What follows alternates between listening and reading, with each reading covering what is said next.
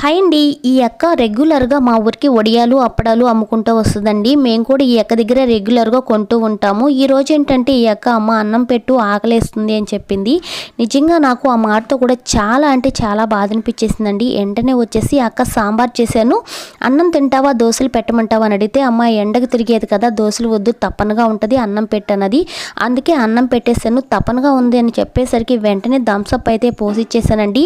ఈ అక్క 2 సంవత్సరాల క్రితం నుంచి వాళ్ళ బాబుని మెడకు కట్టుకొని మరీ అమ్ముకుంటూ ఉండేదన్నమాట, చిన్న బాబుని.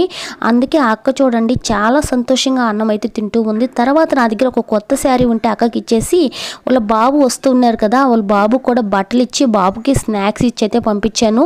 నేను ఇవన్నీ ఇచ్చేసరికి ఆ అక్క అయితే చాలా హ్యాపీ ఫీల్ అయ్యిందండి. హ్యాపీగా సంతోషంగా నాకైతే తిరిగి తిరిగి మరీ బాయ్ చెప్తూ వెళ్తూ ఉంది.